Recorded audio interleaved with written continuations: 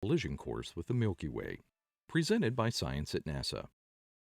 In 1963, an astronomy student named Gail Smith, working at an observatory in the Netherlands, discovered something odd: a massive cloud of gas orbiting the Milky Way galaxy.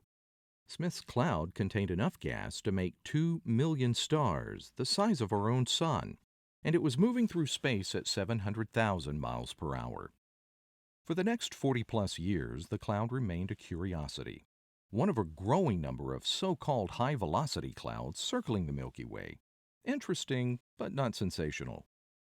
Then something changed. In the mid-2000s, radio astronomer Jay Lockman and colleagues took a closer look at Smith's cloud using the Green Bank Radio Telescope in West Virginia, and they were able to calculate the cloud's orbit.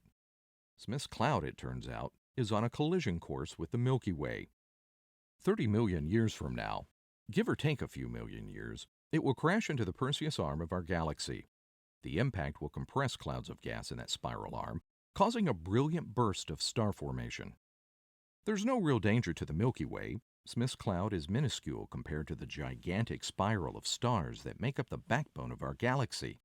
But the coming collision has sharply increased interest in Smith's cloud. Andrew Fox of the Space Telescope Science Institute says, "We don't fully understand the Smith's cloud's origin. There are two leading theories. One is that it was blown out of the Milky Way, perhaps by a cluster of supernova explosions. The other is that the Smith cloud is an extragalactic object that has been captured by the Milky Way." To investigate these theories, Fox and colleagues recently peered into the cloud using the Hubble Space Telescope's Cosmic Origin Spectrograph. One of the elements they found was sulfur, absorbing ultraviolet light from the bright cores of 3 galaxies far beyond the cloud. By analyzing the amount of light Smith's cloud absorbs, the astronomers were able to measure the abundance of sulfur in the cloud. Fox says, the abundance of sulfur in Smith's cloud is similar to the abundance of sulfur in the outer disk of our own Milky Way. This means we have a family relationship. He says the cloud appears to have been ejected from within the Milky Way and is now falling back. The cloud is fragmenting and evaporating as it plows through a halo of diffuse gas surrounding our galaxy. It's basically falling apart. This means that not all of the material in Smith's cloud will survive to form new stars. But if it does survive, or some part of it does, it should produce an impressive burst of star formation.